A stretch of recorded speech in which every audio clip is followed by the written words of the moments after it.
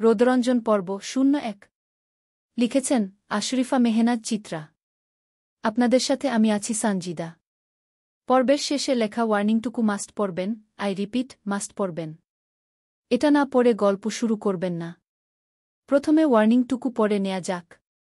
Warning, যারা psycho লাভ, over possessive, toxic, নায়িকাকে বন্দি করে রাখা টাইপ গল্প পছন্দ করেন আমার মতো শুধু তারাই পড়বেন, যাদের এসব ভালো লাগে না তারা এড়িয়ে যাবেন। এবং প্লিজ দয়া করে বাস্তবতা খুঁজবেন না, আই রিপিট বাস্তবতা খুঁজবেন না। এটা ফিকশনাল, কল্পনাতেই সুন্দর এমন গল্প। বাস্তবতার সাথে মিলাবেন না। সাহিত্যের সো পাবেন না এখানে। আর গল্পে অ্যাডাল্ট কথাবার্তা থাকবে। যাদের রুচির সাথে মিলবে না তারা যদি ওয়ার্নিং দেয়া সত্ত্বেও গল্পটি পড়েন, তাহলে নিজ দায়িত্বে পড়বেন। মনমতো না হলে শুধু আমাকে দোষ দিয়ে লাভ নেই। বলেই তো দিলাম। আর কত?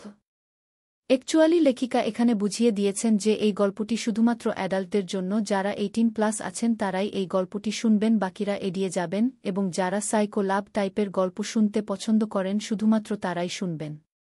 এবার গল্পটি শুরু করা যাক। ভালোবাসা কতটা কঠিন জানো প্রিয়তমা? এর চেয়েও কঠিন তো সেই ভালোবাসাকে আগলে রাখা, দুহাতে যত্ন সহকারে। এই যে যুদ্ধসম।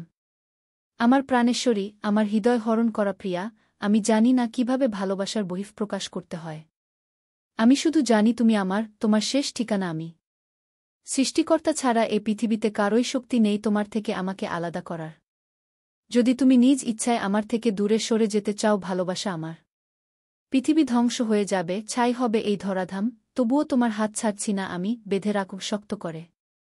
যদি ভেবে থাকো মৃত্যু আমাদের আলাদা করবে, সেই ভাবনাও মাথা থেকে ঝেড়ে ফেলো।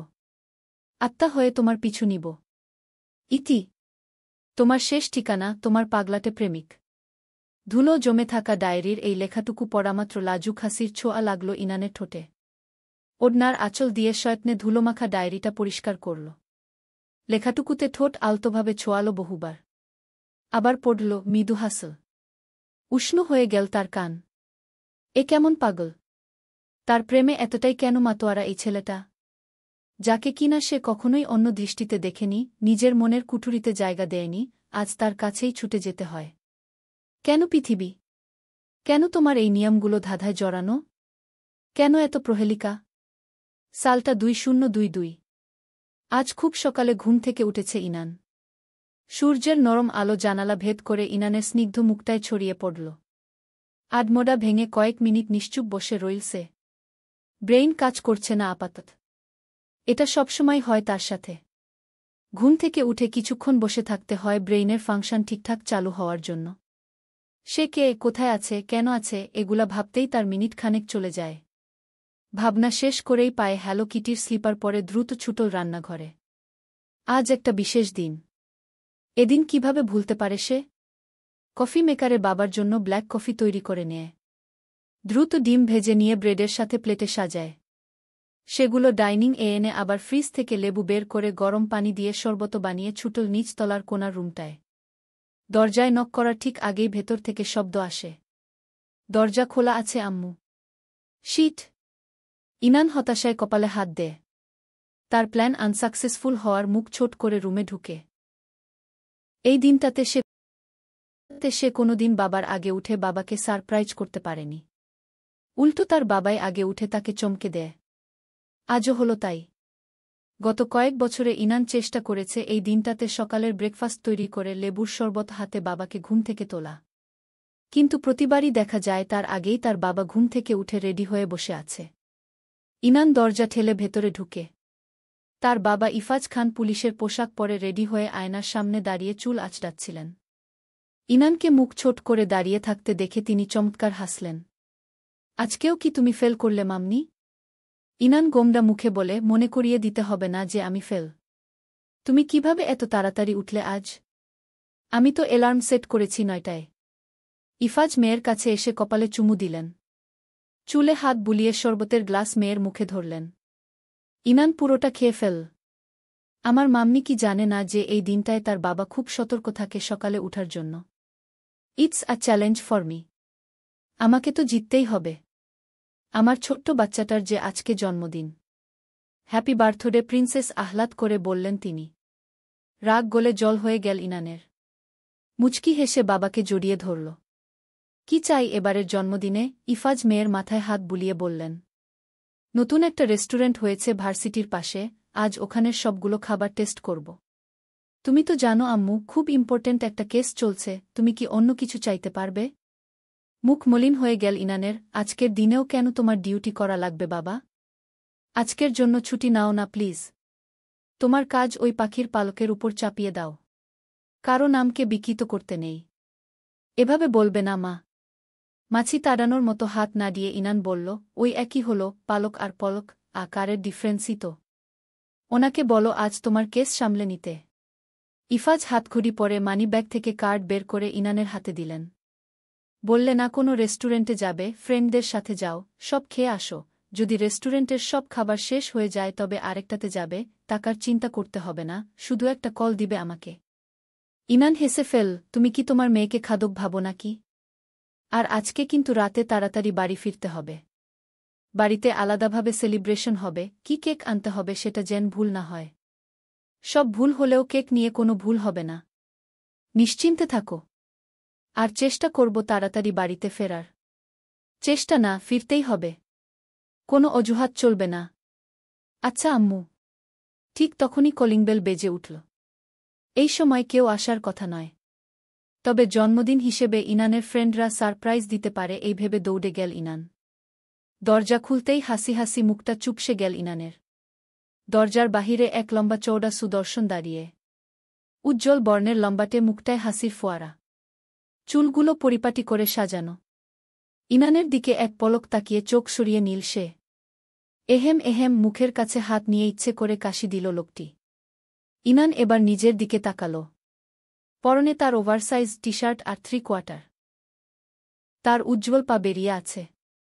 সে দ্রুত বর ফুলদানিটার আড়ালে দাঁড়াল। অন্যদিকে মুখ করে বলল, ভেতরে আসুন। পলক মৃদু হেসে ভেতরে ঢুকল। ইনানদের বাড়িটা ডুপ্লেক্স।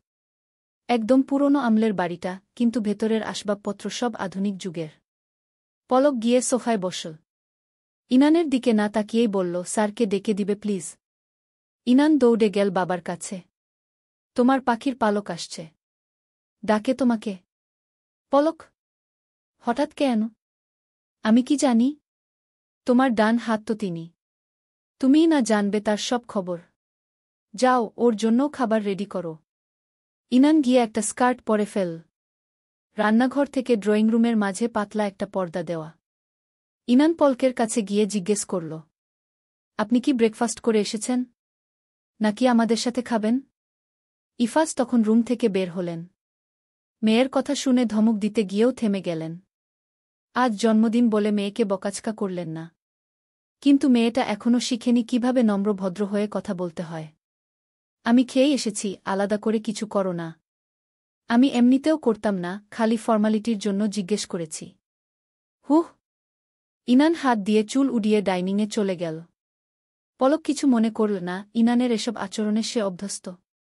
ইফাজ পলকের কাছে এসে বললেন, কিছু মনে করো না বাবা ওর ব্যবহারে।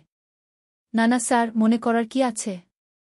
ইনান এখনো ছোট, এসব কিছু না। তা আজ এত সকালে কি মনে করে? ওই আসলে কেসটার ব্যাপারে কথা বলার জন্য আর কি, পলক ইতিউতি করে বলল। আমি তো অফিসে যেতামই, তুমি আবার কষ্ট করে এলে কেন? আসলে কেসটা অনেক জটিল লেগেছে আমার কাছে, হাতে সময়ও কম, তাই সময় নষ্ট করতে চাইনি। তোমার মতো কাজের প্রতি ডেডিকেটেড অফিসার খুব কমই দেখেছি। তুমি অনেক দূর যাবে। পলক মাথা চুলকে মৃদু হাসল। রান্নাঘর থেকে ইনান ভেংচি কাটল। থাম। নাটক। সে তো ঠিকই জানে পলকের এখানে আসার কারণ। ইনান ইফাজ সাহেবকে এগিয়ে দিতে গেল। তারা চলে যেতেই দরজা আটকাতে নিল সে। সেই সময় পলক হাত দিয়ে দরজাটা ধরে উকি দিয়ে চাইল ইনানের দিকে। কি চাই? নাকের পাটা ফুলিয়ে বলল ইনান। যা চাই তা তো দিবে না, আপাতত এটা রাখো। বলে পলক একটা প্যাকেট হাতে ধরিয়ে দিল ইনানের। তারপর ধীরস্বরে বলল, হ্যাপি বার্থডে রাগিনী। পলকের কথা শেষ না করেই ইনান মুখের উপর দরজা আটকে দিল। সে ঠিকই জানত আজ তার জন্মদিন উপলক্ষে পলক এখানে এসেছে। এমনিতে তো প্রায় এখানে আসার ছুতো খুঁজে। ইনান জানে না ভেবেছে। সে সবই জানে। পলক যে ইনানকে পছন্দ করে তা তো সে প্রথম দিনেই বুঝে গেছে। কিন্তু ইনান পাত্তা দেবে না একদমই। কেন দিবে? যার প্রতি ফিলিংস নেই তাকে পাত্তা দেওয়ার মানে আছে নাকি? ইনান আজ সুন্দর করে সাজল। পার্পেল কালারের টপ আর সাদা জিন্সের উপরে লং কোটি পরে নিল। চুল পনিটেল করে ঠোঁটে হালকা লিপস্টিক দিয়ে বের হল। ফোনে তার টুংটাং করে মেসেজ আসছেই আসছে। একের পর এক বার্থডে মেসেজ। ইনান আজ সকলকে ট্রিট দিবে। নিজের সাইকেল নিয়ে সে বেরিয়ে পড়ল ভার্সিটির উদ্দেশ্যে। তার বাবা অবশ্য বলেছে তাকে গাড়ি নিয়ে বের হতে, কিন্তু ইনানের খোলা হাওয়া খেতে খেতে যাওয়াটা বেশি ভাল লাগে। তাই বড়লোকের মেয়ে হয়েও যেখানে সেখানেই সাইকেল নিয়ে বেরিয়ে পড়ে। ইনান এবার অনার্স ফার্স্ট ইয়ারের ছাত্রী। ক্লাসে ঢুকতেই তার হাত ভরে উঠল গিফটে। চঞ্চল হওয়ায় তার ফ্রেন্ডের অভাব নেই। কয়েকদিনেই প্রায় সব ক্লাসমেটের সাথে সখ্যতা গড়ে উঠেছে। তার মধ্যে 2 জন ছেলে আর 2 জন মেয়ের সাথে গভীর ভাব। মূলত ওদের আগে থেকেই চিনত ইনান। ছোটবেলায় এক স্যারের কাছে প্রাইভেট পড়ায়, আর একই সেন্টার কোচিং করায় ওদের সাথে ভাবটা যেন আরও বেশি। একটা গ্যাং বলা যায় তাদের। ইনান সবার জন্যই জারকেক এনেছে। যেই তাকে উইশ করছে তাকেই সে কেক দিচ্ছে। ইনান খেয়াল করল, চেনা অচেনা সবাই তাকে উইশ করলেও ক্লাসের শেষ বেঞ্চের জানালার ধারে একটা ছেলে বসে আছে, মাথা নিচু করে খাতায় কি যেন আঁকছে। ক্লাসে যে এত হইচই হচ্ছে সে সম্পর্কে তার কোনো ধারণাই নেই। এমনকি কেন হচ্ছে সেই বিষয়েও কোনো কৌতূহল দেখাল না ছেলেটি। এই ছেলেটিকে সে এই প্রথম দেখল। এর আগে কখনো দেখেছে বলে মনে হয়নি। ইনান একটা জারকেক নিয়ে ছেলেটির কাছে গেল। সবাইকে কেক দেওয়া হয়েছে, শুধু একে দেয়নি, ব্যাপারটা কেমন না? সে মুখে হাত নিয়ে কাশি দিয়ে দৃষ্টি আকর্ষণের চেষ্টা করল। কিন্তু ছেলেটি চোখ তুলেও তাকাল না। নিজের মতো করে কিছু একটা আঁকছে খাতায়। ইনান মাথা উঁচু করে দেখল ওয়ান পিস অ্যানিমের একটা সিন আঁকছে। কলম দিয়েও কি সুন্দর আর্ট! ইনানের মুখ দিয়ে না চাইতেও বেরিয়ে এলো, ওয়াও, কি সুন্দর! ছেলেটির হাত থেমে গেল। কিন্তু তাকালো না ইনানের দিকে। ইনান ছেলেটির কাছে এগিয়ে বলল, হেই, নিউ স্টুডেন্ট নাকি? আগে কখনো দেখিনি তো। জবাব এলো না অপর পক্ষ থেকে। ইনানের ইগোতে লাগল ব্যাপারটা। এভাবে যে কেউ তাকে ইগনোর করবে ভাবতে পারেনি। ইনানের ফ্রেন্ড মুগ্ধ খেয়াল করল তাদের কাছে এসে ছেলেটির কাঁধে হাত রেখে বলল, হ্যালো মামা, তুমি কি ওয়ান পিসের ফ্যান নাকি? ড্রয়িংটা তো সেই হয়েছে। ছেলেটি হালকা মাথা ঝাঁকায়। মানে হ্যাঁ। ইনান বিটবিট করে বলল, কি আজব, বোবা নাকি? কথা কয় না কেন? ওকে, বাই দ্য ওয়ে, আজ আমার জন্মদিন। সেই উপলক্ষে সবাইকে ট্রিট দিচ্ছি। This is for you, take it. একটা জারকেক বের করে ছেলেটির সামনে রাখল ইনান। ছেলেটি প্রায় 30 সেকেন্ড সময় নীল বলতে ধন্যবাদ, তাও এত আস্তে বল যে পাশে থাকা মুগ্ধ শুনতে পায়নি। তারা খালি দেখেছে ছেলেটি মুখ নাড়িয়েছে, কিন্তু কি বলেছে কেউই ধরতে পারেনি। যাই হোক, ইনান বলল হাসি মুখে, আমি ইনান, ও আমার ফ্রেন্ড মুগ্ধ। আপনার নামটা জানতে পারি? ছেলেটি এবার চোখ মেল ইনানের পানে ধীরে। নজর মিলিত হতেই ইনান চমকে উঠল কিছুটা, জানে না কেন। শ্যামবরণ মুখের ছেলেটির মসৃণ চুল কপালে উঠছে, কোমল অথচ কি ব্যাকুল চেহারা। চোখের ধূসর মণিজোড়া ইনানের কালো মণির দিকে তাক করে গভীর স্বরে বলল, এহসান জেহফিল এহসান। আপনাদের উদ্দেশ্যে আমার কিছু কথা, যেহেতু আমি একজন নতুন পাঠিকা সেহেতু আপনারা আমাকে একটু সাপোর্ট করবেন প্লিজ, আর উপন্যাসে যদি কোনো ভুল ত্রুটি হয়ে থাকে আমার পড়াতে তাহলে ক্ষমার দৃষ্টিতে দেখবেন। গল্পটি ভালো লাগলে অবশ্যই লাইক, কমেন্ট, সাবস্ক্রাইব করে দিবেন। পরবর্তী পর্বগুলো খুব দ্রুত আসবে। সবাই ভালো থাকবেন, সুস্থ থাকবেন। আজ আসছি, আল্লাহ হাফেজ।